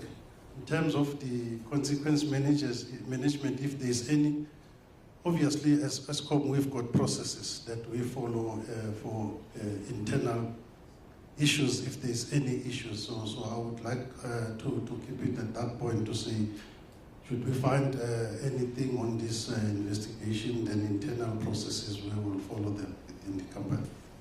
Then just on the last point, Caleb, on this issue of continuous operation of the plant, I think what is critical on this plant, that because sometimes when we talk about major investment or life extension is different from what we've done. Remember all these stations through the return to service programs, we have already retrofitted them with the latest technologies in terms of emissions controls, the switch gears and controls, and so it's just going to be the normal maintenance, and then obviously our teams are working on from the primary energy side on the amount of coal, because that is the bigger cost that is there, but it's nothing from what we are using now. The stuff is there. I mean, we've got already the energy that we are currently using, so there's nothing that will require massive component investment on all these three stations. Yeah, thank you. I think is my mic on?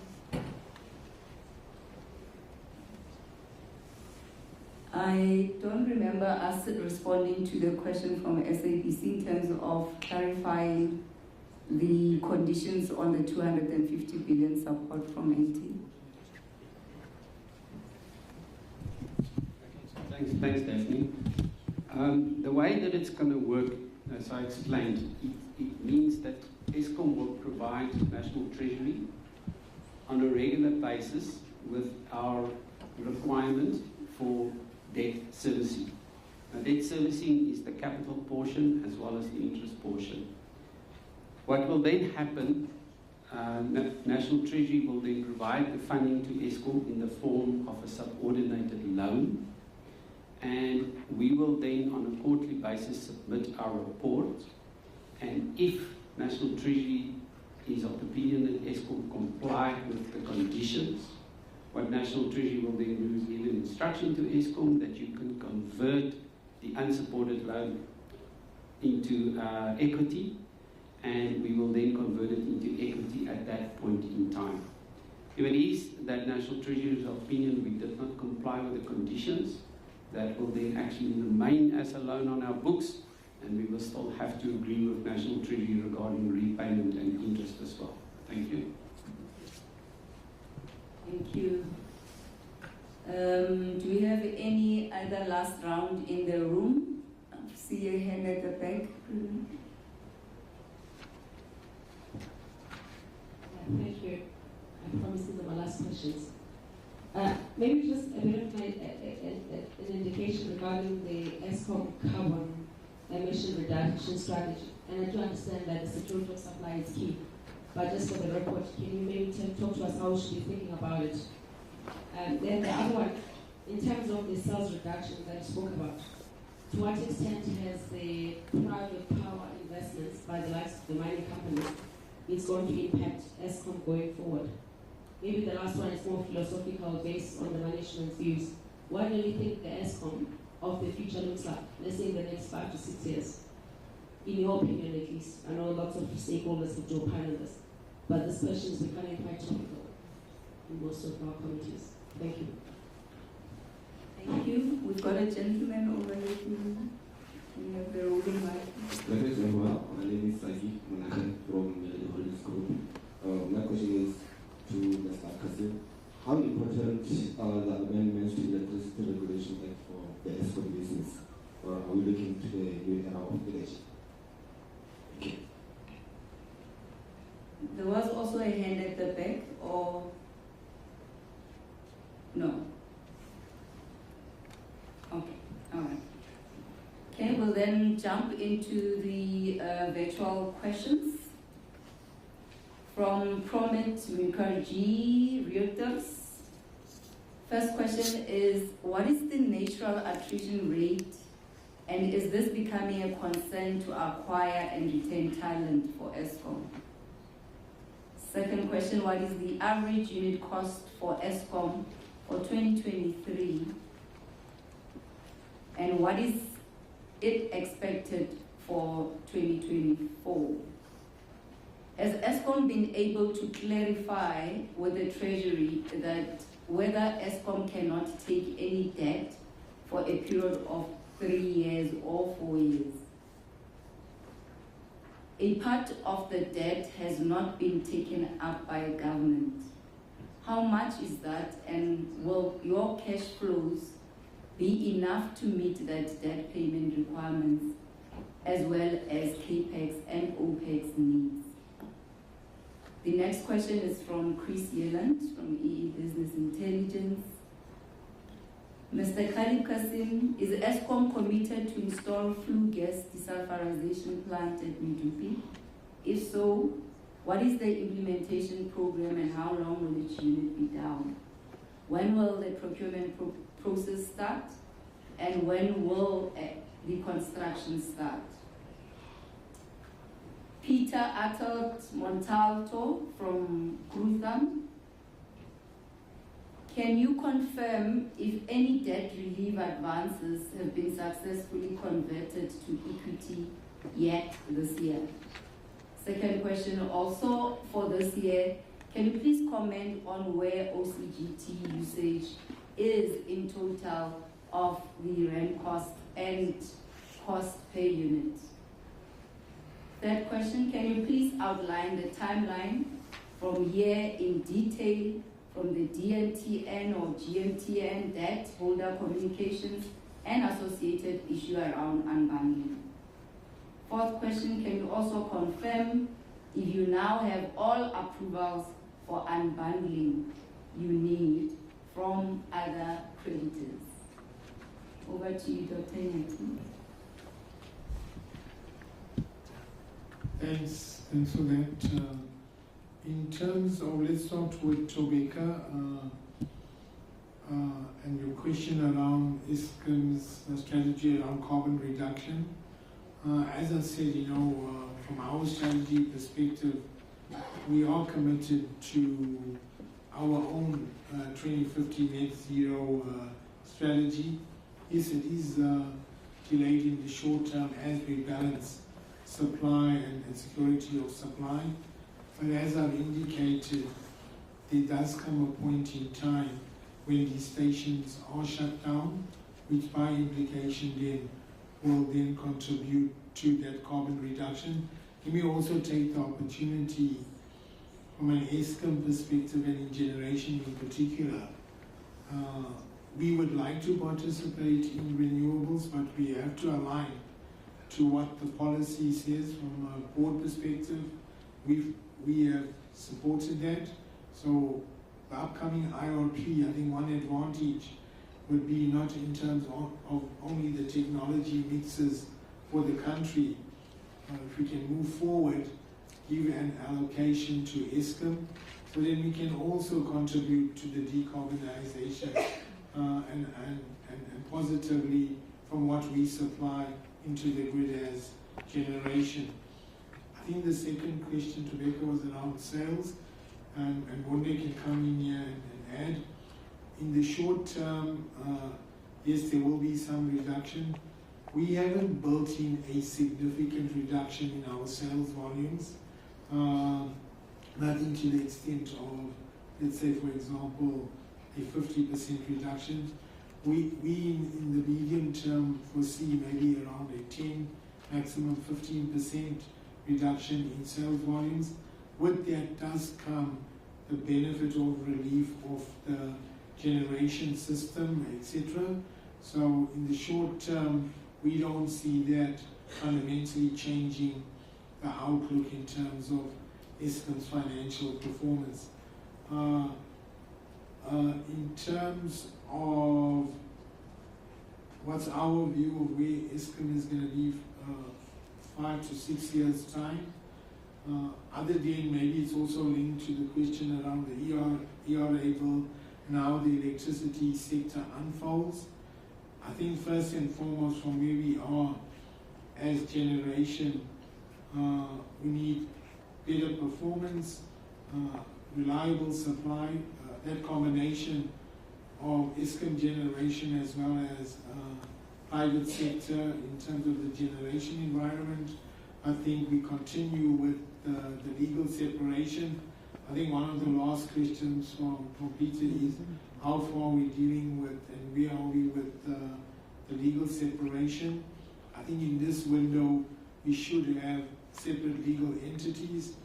I guess the one question remains is where will transmission eventually be? Maybe as an interim phase, it still remains in Eskom Holdings, but through the policy they will then indicate when that goes outside of Eskom Holdings, more in the medium to the longer term. I think that's on the policy, and the Chair can add on that. ERA bill is important. I mean, that is the cornerstone of the electricity sector. We need to align to it, and then the regulator will also take direction from that. And in link to that is the electricity pricing policy. That sets the rules of the game of the industry. And then on that basis, we can then model and plan going forward in terms of what is required in terms of commitments, and then link to the regulatory changes in terms of their methodologies. We can then model revenue streams going forward. I will ask Elsie to deal with the attrition question and what it means in terms of the organization, and then we will continue with the questions. Elsie, thanks.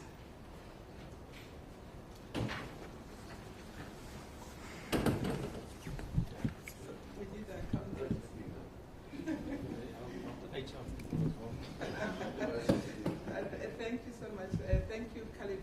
Our attrition rate for the year in question is about 6.7. Whether we should worry about skills, and I think everybody globally is concerned about skills constantly. We recently completed our skills audit, so we know where our pain points are. We had recently implemented our augmented process in terms of crowdsourcing, where we also identify where we need immediate skills that we need to replenish, and we've been focusing on that. But in terms of 6.7, I think globally, if you look at the benchmarks, it's not bad.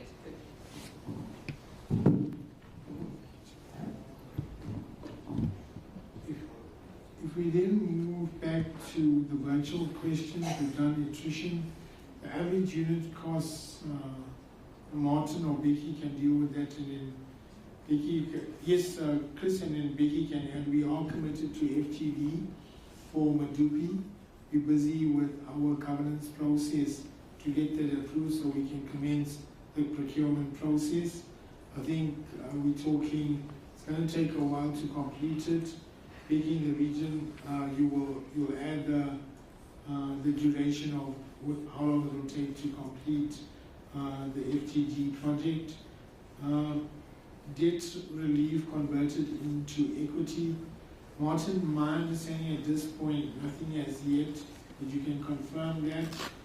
And I think there was a question as with regard to the debt relief from Promet and what is given by government and doesn't meet our debt commitments, CapEx and OpEx. When we worked with National Treasury and the shareholder to come up with the debt relief, We built in our 5-year capex and our OPEX requirements. We are comfortable it will meet our debt maturity requirements. As you know, we're not borrowing in this 3-year horizon, so we're comfortable from that perspective. If I then link it to the other question from Promet, have we got clarity what happens beyond the 3-year or the 4-year horizon? Those engagements still need to be had with the National Treasury team to get clarity on that. We're just waiting for them to also complete their NTBPS tomorrow. So Martin, I will ask you to, and maybe Becky, deal with the unit costs and then some of the OCGTs, and I think the GMT and DMT questions. Martin? Okay, thanks for that.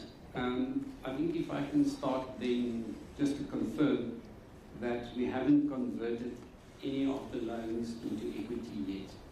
This is the first quarter that we're actually now going into, and we are in the process of finalizing the report as well. The question is, a part of debt has not been taken over by government. Now, government will only take over the debt at the end of March 2026. The other question then also, the approval for the unbundling, we're still in the process. We have issued all the letters, so we are waiting for a few creditors to give us the go-ahead itself. In terms of the average cost for 23 and what is expected for 24, if you just look at the coal, it's, if I remember correctly, it's about 711 rand per megawatt hour. If I add all the other operating costs, it is about in the order of just over 1,000 rand a megawatt hour, and we expect it to go up with inflation. Thank you. I think, Becky, anything you want to add?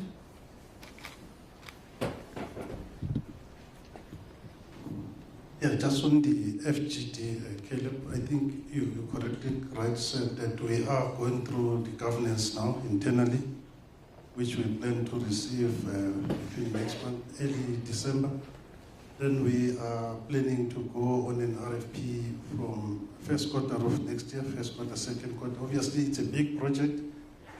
The way we plan to implement it, it will align with it to be what we call general overhauls, so that we minimize the impact to tie in during the general overhauls of the station. So from around 2026 up to 2030 there, that's when we will be trying to tie in individuals' unit as they go through the general overhauls. Thanks.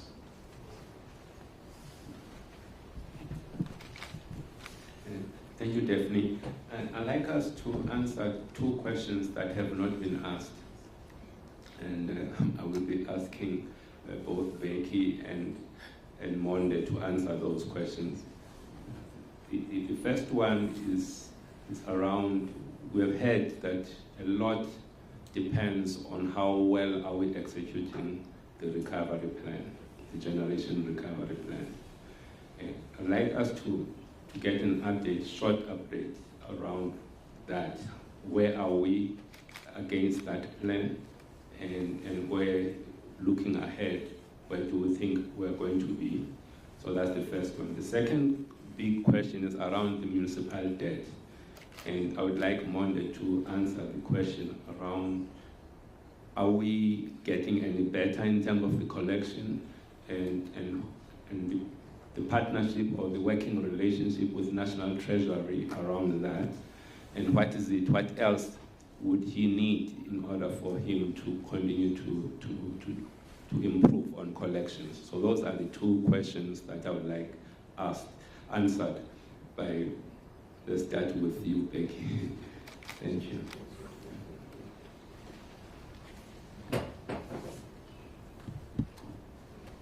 Thank you, Chair. Let me start with the first recovery that we are busy with. I must say, the board has approved that by the year end, the March month, we should be at 65% EAF, And then the average for the year, I think you've seen it from Caleb's presentation, was talking to the 60%. If you look at this month, I think it's been quite a tenor. We did indicate that the stations like the Dovas, the Tutugas, we have seen Majubas, we have seen some good stability, while the Matimbas, Letavos, Medupi, and Peking, they've continued to perform at extremely high levels as well. So this month we have managed now to break overs week on week. If I look at the past 2 weeks, we're averaging about 61% in terms of the EAF. So that has also assisted us. I'm sure the public would have noticed as well the load shedding, because this is one area where the measurements is easily seen by everyone as well. So Chair, that is something that shows that the recovery plan that we are embarking on, unfortunately Caleb mentioned, and I touched on it as well, that we were expecting that Quebec would be back by now. We are still busy with the final touches, as I've said, but once it's back, must also indicate that Unit 2 has been exceptional in terms of the performance. We know that Quebec was just going to be a straight swap over, but from the units and also the return of Kusile unit, I mean, I was looking at the numbers as well, both 1 and 2, you know, at full power, 800 generated on both of them as we speak. So Christopher, Zandi and the team there at Kusile, they are doing exceptionally well. So we are working very hard to bring Kusile Unit 2 back next month as well. So that will assist us to make sure that we start getting above 60% some of the from the next month as well. So we plan to continue with that. I think this week we're also having some snow in November that was not part of the plan.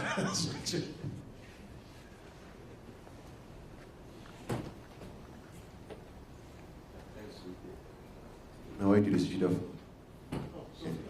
thought you used to do cheating. Yeah, no, Chair, thanks for calling me out. Just the mini story and where we are. So we have a total of 238 municipalities in the country. And out of those 238, we have 67 that have applied for the state relief. Now, the 67, they total about 95% of this area debt. So the bulk of the municipalities, they are doing what they're supposed to do. It's just those 67. Now, those 67, 28 have already been approved by National Treasury in terms of the debt relief itself, and we're working on the remaining 39 to get them over the line. So on the ones that have been approved, we've seen a significant improvement in terms of their payments. Some are adhering fully to their current account obligations. Those that are still struggling, they are actually getting there. So we're working with them, trying to assist them to get to a point where they're fully servicing their current account, which is the condition of the debt relief itself. So in the month of October, that would be the second month where we are starting to see what the levels of adherence. So the payments for the month of October will be the telling tale as to whether we are making inroads.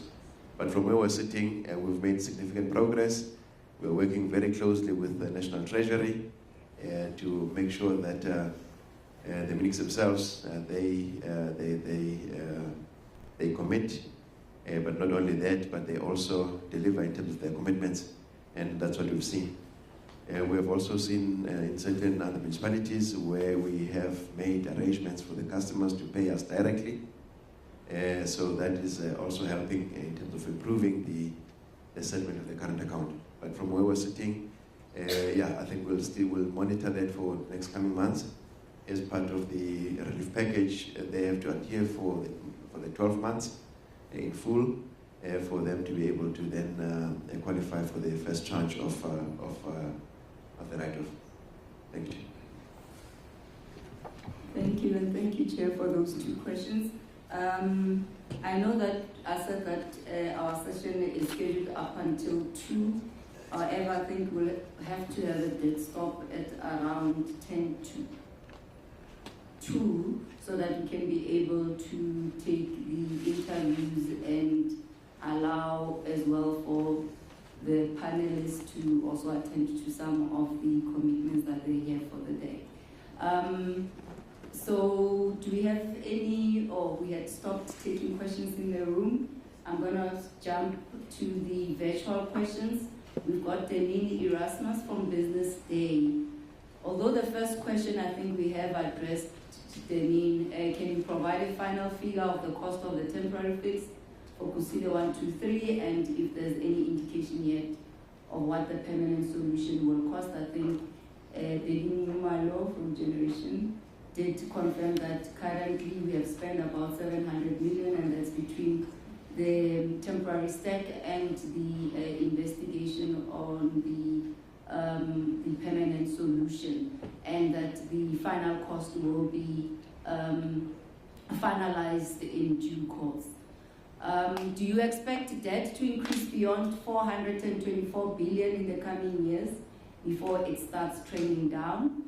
And then we've got another question from Ali Dalun Mao, I hope I'm spelling it correctly, or pronouncing it correctly, from the Bank of America. Has any of the debt relief funds been converted to equity so far? I think we've also responded to that question. Can you remind us of the EAF target you need to satisfy to get any debt converted to equity? Is there any clarity yet on which debt stack may be assumed by the National Treasury in 2026? What is your coal unit cost inflation outlook for financial year 2023-2024? What has driven the 11% increase in financial 2022-2023? I think we also have touched on that. How much CAPEX are you looking to spend this year and in financial year 2024-2025? From Sivenati Marwarwa from APSA, may you please clarify the point on the creation of a new holding company for Generation instead of separating it as an independent subsidiary of the existing group structure, similar to the other two divisions? And lastly, from Promet Makuji from Reuters, what is your expected net finance cost for 2024, and by how much will you fall short to meet them through your cash flows? Thanks. Over to you. Thanks, Daphne. I think, Becky, you can maybe come in on the permanent solution, but let's address some of the other questions. Do we expect that the debt will increase beyond the 424? No. As Martin has indicated, with the debt relief coming in this year with 7866 and the 40 and the 70 billion, if we meet those conditions, then the debt will come down by about 270 billion, 2277 to 270 billion at the end of that 3-year horizon. With regard, does EAF link or have is it a condition for converting into equity? No, but we know with National Treasury, they have done an analysis, independent analysis on each of the power stations, and through Becky and the team, we are engaging with National Treasury on how we can improve our EAF performance across the fleet of stations. With regard to CAPEX for FY25, our corporate plan is forecasting a spend of around 48 billion in FY25, and as I've indicated, those numbers are built into the debt relief. Martin can just reiterate again in terms of the holding company. Then Martin, maybe you want to add to any. We've answered the question. There's been nothing that's converted into equity thus far. Martin, if I missed anything coming, and then Becky, you can touch on the permanent stack. Thank you. Thanks, Caleb. What is your coal unit cost inflation outlook for FY23-24? we expect it very similar to this current year.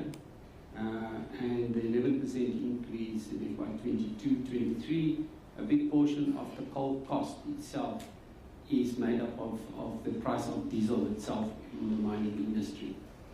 How much, Caleb, you've dealt with the capex, you've dealt with the debt increase. The point around the creation of a new holdings company, we will create a new holdings company. The current Eskom holdings company, as you know it, will then become Eskom Generation and will then be a full subsidiary of the holdings company. Similarly, transmission or NTCSA and also the distribution company will then become fully owned subsidiaries of the Eskom holdings company. What is the finance cost expected for 24? It is about 40 billion. And how much will you fall short to meet them through your cash flows? Just remember, in terms of the debt relief, the money that we're going to get, 78 billion, will cover both the capital portion and the interest portion. So from a cash flow position, we will be neutral. Thank you.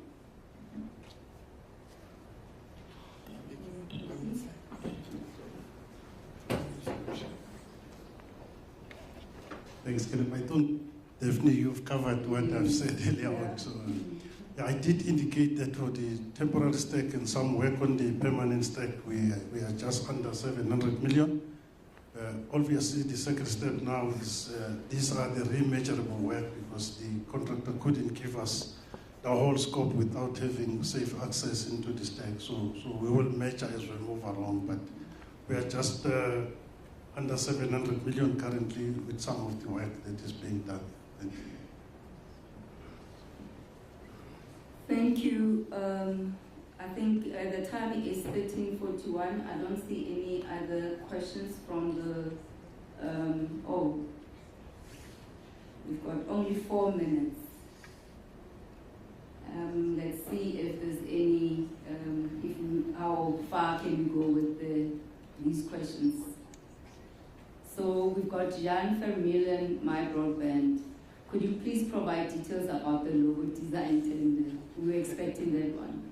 How much does Eskom expect to spend on the project? What does Eskom need? Why does Eskom need a new logo? Nsiki Yero from ABSA, with the debt relief package in place, will Eskom continue or stop receiving the annual 23 billion equity appropriated from the 2019 budget? Igor Ferdov, ING Investment Management, what happened to debt relief program if Eskom does not satisfy requirements of National Treasury? Is there a plan B? Stella Creech, Butlers Research, how will the large investments needed in the transmission segment be funded? Thank you. Over to you. Thanks, Stephanie.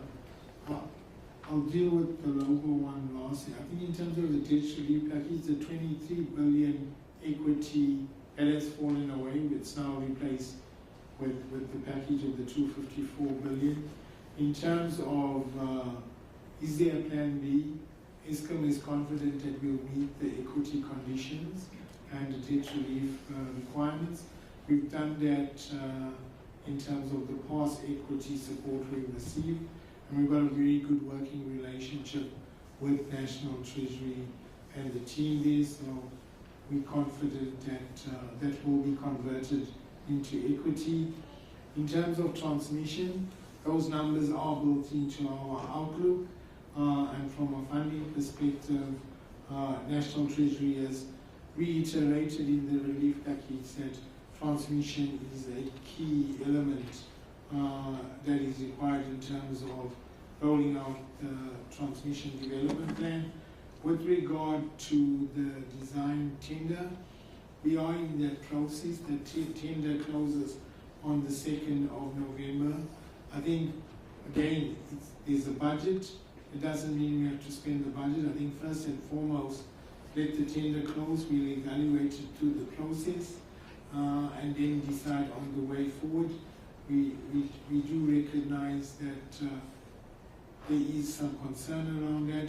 It's not just about a logo, it's about an identity for the separate divisions and legal separation going forward. so it doesn't just relate to the transmission company. Let the process conclude, and then we will evaluate and then revert back in terms of Eskom's decision. Thanks. You covered all of it. Yeah, taking some leadership now. The logo. Did you cover it? Yes, I've covered the logo. Okay. Now, thank you, colleagues. I think we've come to the end of the session, and thank you so much for the questions that you have posted, and hopefully the panel, including our Eskom members, have responded to your questions in full. And I think the takeaway from this session is that as Eskom, we are not proud of our performance for the year ending 31st March 2023. However, we are on a journey with our generation recovery plan to improve our operational performance, and with that, obviously, it will impact our spend on the OCGTs and obviously our financial performance. And thank you for the attendance today, and the session is at the end. Thank you.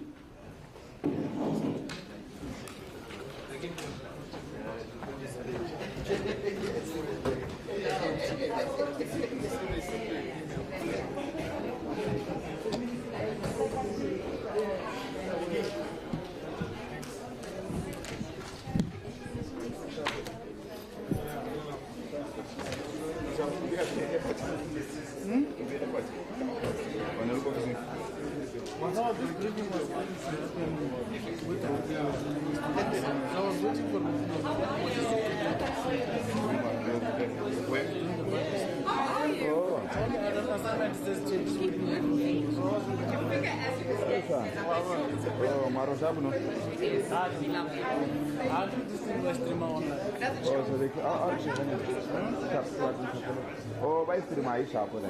Vai stream online. Olha aí, não conta ela o ciclo de tornar, como?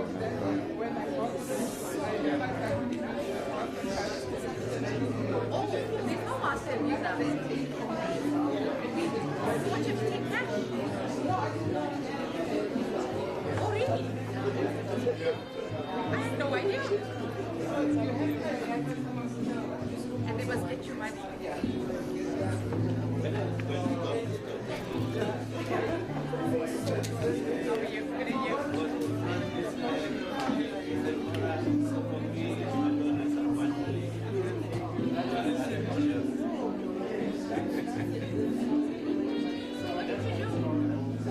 When do they want it? No, I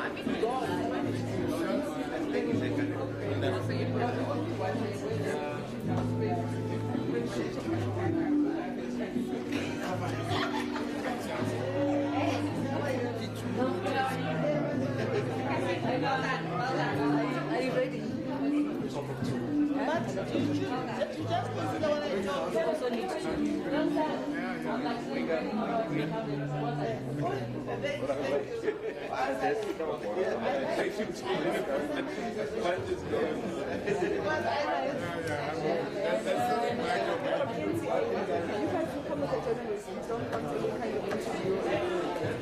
Okay.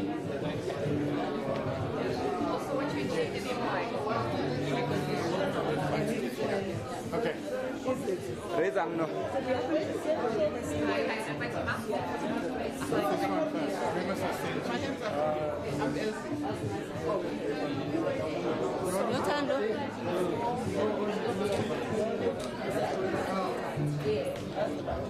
Because what I would definitely give you the